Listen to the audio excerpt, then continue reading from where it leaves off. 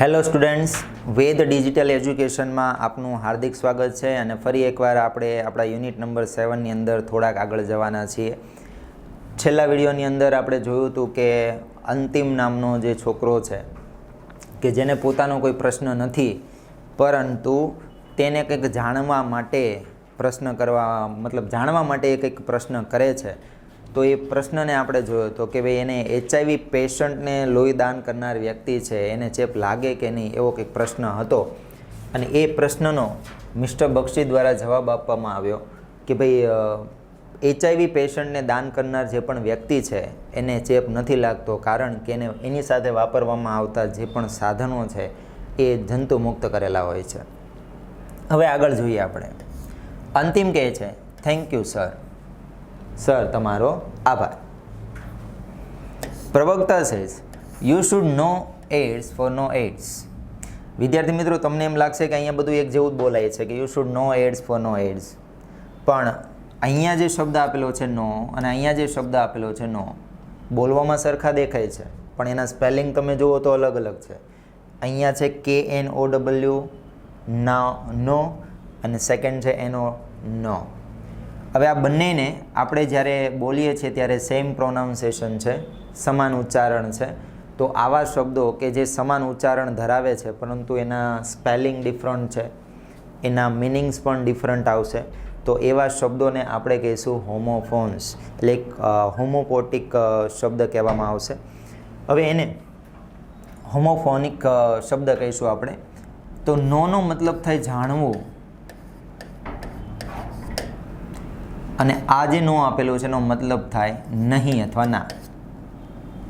તો અહીંયા કહે છે you should know AIDS for no ads.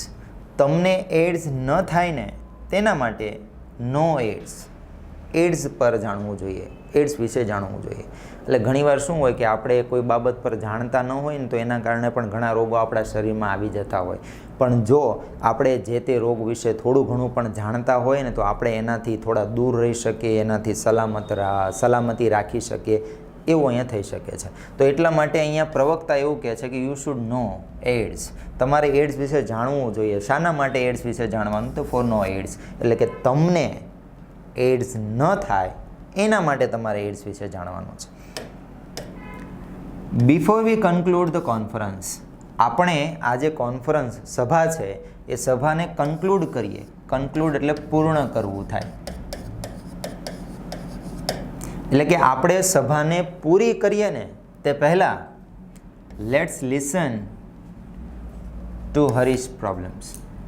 ચાલો આપણે લેટ્સ લિસન એટલે કે ચાલો આપણે સાંભળીએ હરીશ પ્રોબ્લેમ, હરીશની સમસ્યા. તો અહીંયા ફરી એકવાર એક તરુણ છે કે જેનું નામ હરીશ છે, એની સમસ્યાને આપણે હવે જોવાની છે કે એને શું સમસ્યા છે. તો હરીશ કહે છે, ગુડ ઇવનિંગ સર, શુભ સાંજ સર. I am Harish from Devgadh Baria. હું હરીશ દેવગઢ બારિયાથી આવ્યો છું. I have a habit of chewing gutkha. હવે જુઓ, અહીંયા હરીશને એક સમસ્યા છે. કઈ? તો કે તેને હેબિટ છે. હેબિટ એટલે કે આદત. એને આદત છે શેની? તો કે ચીવિંગ ગુટખા. ચૂવો એટલે મતલબ ચાવવું થાય, ચાવવું. એને ચાવવાની આદત છે, પણ શું ચાવે છે? ગુટખા ચાવે છે. હવે સ્વાભાવિક છે વિદ્યાર્થી મિત્રો, આપણે જે અમુક કહીએ ને કે જેમ મોટા થઈએ ને એમાં આપણને અમુક કંઈક બીજાને જોઈને થોડીક પ્રેરણા મળે, કે ઘણાને સારી પ્રેરણા મળે તો ઘણાને નબળી પણ પ્રેરણા મળતી હોય. એટલે ઘણા સારું કેચઅપ કરે તો ઘણા નબળું કેચઅપ કરે. તો એવી રીતે અહીંયા હરીશ કે જે એક તરુણમાં આવે છે અને એને ગુટખા ચાવવાની આદત છે, એટલે મતલબ એ ગુટખા ખાય છે. Because of this habit. હવે મને જે આ આદત છે ને ગુટખા ચાવવાની, એના કારણે, બીકોઝ ઓફ એટલે કે શું? ના કારણે. તો ગુટખા ચાવવાને કારણે માય ટીથ આર સ્પોઇલ્ડ. મારા જે દાંત છે ને એ ખરાબ થઈ ગયા છે. સ્પોઇલ્ડ, બગડી જવા, ખરાબ થઈ જવું. I want to get rid of this habit.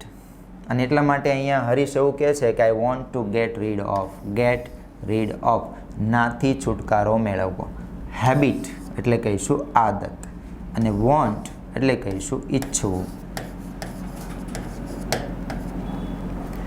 તો કે મારી જે આદત છે ને એ આદતમાંથી હું છુટકારો મેળવવા માંગુ છું, એટલે મારે એ આદતમાંથી છૂટવું છે. ઘણીવાર તમે જોશો કે ઘણાને એકવાર આદત પડી જાય ને પછી એમાંથી છુટકારો મેળવવો એ બહુ જ મુશ્કેલ હોય છે. તો એવી જ કંઈક આદત અહીંયા હરીશને છે કે જેમાંથી હવે એ છૂટવા માંગે છે, મારામાંથી છૂટવું છે.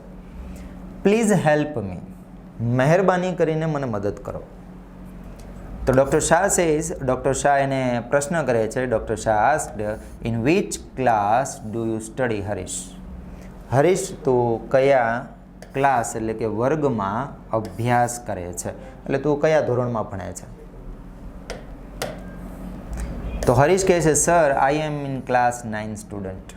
હું ધોરણ 9નો વિદ્યાર્થી છું. વિદ્યાર્થી મિત્રો, આ તમારી જ એજનો વિદ્યાર્થી છે કે જે વિદ્યાર્થીને પોતાની આ એજમાં ગુટખા ચાવવાની આદત પડી ગઈ છે. તો આપણે જનરલી કહીએ ને કે આપણી જે સંગત છે ને એ સંગત પ્રભાવ કરે છે આપણા ઉપર, અને એનું કારણ છે કે આપણે હવે અમુક એજ પર આવી ગયા છીએ એટલે આપણને સારું નબળું અમુક ખ્યાલ નથી રહેતું, અને આપણે આપણા એજને ધ્યાનમાં લઈને બીજા જેવા બનવાનો પ્રયત્ન કરીએ છીએ, કે જેના કારણે અહીંયા હરીશને એક આદત પડી ગઈ છે ગુટખા ચાવવાની, અને એ હજુ તો ધોરણ 9માં અભ્યાસ કરે છે. Doctor Shah says, how old is your habit? હવે ડૉક્ટર શાહ એને એ પણ પ્રશ્ન કરે છે કે ભાઈ તારી જે આદત છે ને એ હાઉ ઓલ્ડ, કેટલી જૂની છે, એટલે કેટલા સમયથી તને આ ગુટખા ચાવવાની આદત છે? તો હરીશ કહે છે અબાઉટ 2 years, લગભગ 2 વર્ષ. એટલે હવે તમે વિચારો, ધોરણ 9માં એ અભ્યાસ કરે છે અને 2 વર્ષથી એને ગુટખા ચાવવાની આદત છે, મતલબ એ 7મા ધોરણમાં ભણતો હશે ને ત્યારે એને આદત પડી ગઈ છે ગુટખા ચાવવાની, અને 2 વર્ષ તો થઈ ગયા છે ગુટખા ચાવે એને. હાઉ ઓફન ડુ યુ ચૂ અ ગુટખા? હવે અહીંયા ડૉક્ટર શાહ એવો પણ પ્રશ્ન કરે છે કે હાઉ ઓફન, કેટલી વાર, ડુ ચૂ અ ગુટખા, તું ગુટખા ચાવે છે, એટલે કે દિવસમાં તું કેટલી ગુટખા ચાવે છે? તો હરીશ કહે છે 5-6 times a day, દિવસમાં 5 થી 6 વખત ગુટખા ચાવે છે, એટલે મતલબ 5 થી 6 ગુટખા ખાઈ જાય છે. બહુ વધારે પડતી ગુટખા ચાવવાની આદત છે. તો મિસ્ટર બક્ષી એને કહે છે કે ધેટ્સ ટેરિબલ, આ તો ખૂબ ભયંકર છે. ટેરિબલ એટલે કહીશું ભયંકર, ભયંકર જ કહીશું ને આપણે વિદ્યાર્થી મિત્રો. કેમ? કારણ કે દિવસમાં 5 થી 6 ગુટખાને ચાવવી એટલે ઘણી બધી, એ પણ આ એજમાં. તો એટલા માટે કે છે આ તો ખૂબ ભયંકર છે. નાવ, હવે, ટેલ મી, મને જણાવ, વોટ આર યોર હોબીઝ? તારી જે હોબીઝ એટલે કે તારા જે શોખ છે એ કયા કયા છે? કેમ કે જનરલી શું હોય વિદ્યાર્થી મિત્રો, આપણે આપણી આદતમાંથી છૂટવું હોય ને તો આપણે કંઈક બીજો વે ગોતવો પડે કે જેના પરથી આપણે આપણી આદતોને ભૂલી શકીએ. તો એટલા માટે મિસ્ટર બક્ષી અહીંયા હરીશને એના શોખ પૂછે છે કે ભાઈ તારા શોખ કયા કયા છે એ મને જણાવ. તો હરીશ એને જણાવે છે કે રીડિંગ ન્યૂઝપેપર, સમાચાર પત્ર વાંચવું, મેગેઝિન, સામાયિકો વાંચવા, and playing on the tabla, અને તબલા વગાડવા. આ 3 એ હરીશના શોખ છે. Reading newspaper, magazine and playing on tabla. તો આ 3 હરીશના શોખ છે. તો મિસ્ટર બક્ષી કહે છે ધેટ્સ ગુડ, આ સારું છે. કેમ? કારણ કે શોખ હોવાને પણ સારું છે. ઘણીવાર આપણે આપણા શોખમાં ઘણી બધી વસ્તુઓ ભૂલી જતા હોઈએ, એવું જ અહીંયા થઈ શકે કે તારી જે આદત છે એ આદત તારા શોખના કારણે તું ભૂલી શકે છે એમ. તો મતલબમાં આ શોખ જે છે એ સારા છે. Now whenever you feel like chewing gutkha. હવે અહીંયા મિસ્ટર બક્ષી એવું કહે છે કે વેન એવર, જ્યારે જ્યારે તને ગુટખા ચાવવાનું મન થાય, એટલે કે જ્યારે તને એમ થાય કે મારે ગુટખા ચાવવી છે ત્યારે read an interesting news item or article from a newspaper. ત્યારે અહીંયા શું કરવાનું કહે છે હરીશને? તો કે ત્યારે તારે ન્યૂઝપેપરમાંથી જે આર્ટિકલ આવે, સારા એવા આર્ટિકલ એટલે કે લેખ આવે, અને પછી જે ઇન્ટરેસ્ટિંગ એવી ન્યૂઝ આઇટમ્સ હોય કે રસપ્રદ એવા સમાચાર હોય, એ સમાચારને તારે રીડ કરવાના, મતલબ વાંચવાના. કેમ વાંચવાનું કીધું? કારણ કે હરીશનો એક શોખ એવો પણ છે, રીડિંગ ન્યૂઝપેપર, સમાચાર પત્ર વાંચવું. તો એટલા માટે કહે છે કે તને જ્યારે જ્યારે ગુટખા ચાવવાનું મન થાય ત્યારે તારે સમાચાર પત્રમાંથી જે રસપ્રદ એવા લેખ હોય કે રસપ્રદ એવા જે સમાચાર હોય એને વાંચવાના. ઓર પ્લે ઓન ધ તબલા, અથવા તો તબલા વગાડવાના. હવે તબલા વગાડવાનું શું કામ કીધું? કારણ કે એ પણ એક હરીશનો શોખ છે. બી વિથ યોર ફ્રેન્ડ્સ, તારે તારા મિત્રો સાથે રહેવાનું.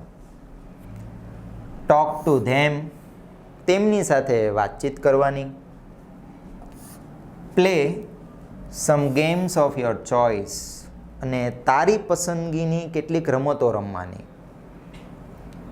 Keep your mind engaged in different activities, અને આ રીતે તારે તારા માઇન્ડને એટલે કે તારા મનને, મગજને એન્ગેજ્ડ કરવાનું, એટલે કે જુદી જુદી પ્રવૃત્તિઓમાં રોકી રાખવાનું.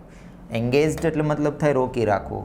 ઇન ડિફરન્ટ એક્ટિવિટીઝ, જુદી જુદી પ્રવૃત્તિઓ. હવે આવું શા માટે એને કહેવામાં આવ્યું છે?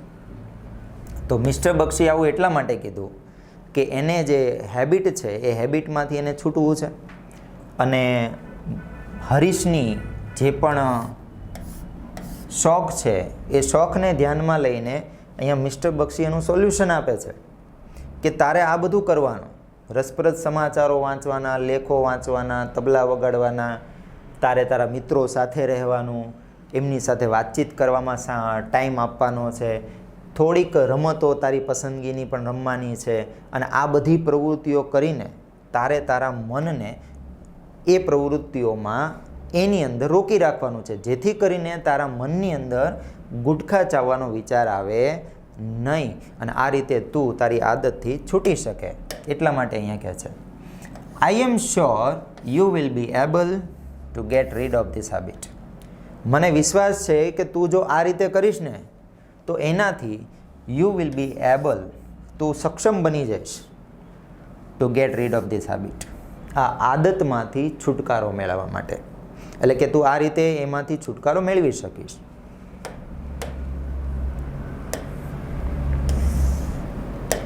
જે વિદ્યાર્થી મિત્રો આપણે એક એને ઉદાહરણ દ્વારા પણ સમજી શકીએ. માની લો કે આપણને હેડેક થાય છે, માથું બહુ જ દુખે છે. એટલે ઘણીવાર જો તમે વિચાર જ કરો કે માથું દુખે છે, માથું દુખે છે, તો તમને ક્યારેય માથું મળશે જ નહીં. કેમ? કારણ કે તમારું મન ન્યા છે. પણ તમે તમારા મનને ડાયવર્ટ કરી દેશો ને જુદી જુદી પ્રવૃત્તિઓમાં કે જુદી કોઈ બાબતમાં, તમે વિચારશો જ નહીં કે તમને માથું દુખે છે, તો આપમેળે માથું ક્યારે ઉતરી જશે ને તમને નહીં ખબર પડે. તો એવી જ બાબત અહીંયા છે કે તમને કોઈક આદતમાંથી છૂટવું છે, તો તમારા જે શોખ છે ને એમાં તમારા મનને રોકી લો, કે જેથી કરીને તમારી જે આદત છે ને એ આદત માઇન્ડમાં આવશે જ નહીં, અને માઇન્ડમાં નહીં આવે તો આપમેળે તમે એ આદતને ભૂલી જશો. તો એવું અહીંયા મિસ્ટર બક્ષી દ્વારા હરીશને કહેવામાં આવ્યું. હવે હરીશ કહે છે થેન્ક યુ, તમારો આભાર. પ્રવક્તા કહે છે સો ફ્રેન્ડ્સ, તો મિત્રો, now it's time to say goodbye. વિદ્યાર્થી મિત્રો, હવે અહીંયા એમ કહે છે કે now it's time to say goodbye. હવે આવજો કહેવાનો સમય આવી ગયો છે, મતલબ કે આપણી સભા એ હવે પૂરી થવાની તૈયારી છે. On behalf of the youth ક્લબની વતી I thank mister Bakshi and doctor Shah for guiding the teenagers. On behalf of એટલે કહીશું ને વતી. હવે ને વતી એટલે મતલબમાં ના બદલે કે ની જગ્યાએ, કે યુથ ક્લબ દ્વારા જે પ્રોગ્રામ આયોજિત કરવામાં આવ્યો છે એના વતી પ્રવક્તા કહે છે કે એના વતી આઈ થેન્ક, હું આભાર માનું છું મિસ્ટર બક્ષી અને ડૉક્ટર શાહનો. હવે આ એન્કર શાના માટે આભાર માને છે? તો કે ફોર ગાઈડિંગ ધ ટીનેજર્સ. આ બંને વ્યક્તિઓએ એટલે કે ડૉક્ટર શાહ અને મિસ્ટર બક્ષીએ જે તરુણોને માર્ગદર્શન આપ્યું, એ માર્ગદર્શન આપવા માટે આભાર માને છે. I am also oblige to the boys and girls. હવે એન્કર એવું પણ કહે છે કે આઈ એમ ઓલ્સો ઓબ્લાઇઝડ એટલે આભારી હોવું, કે હું છોકરાઓ અને છોકરીઓનો પણ આભારી છું.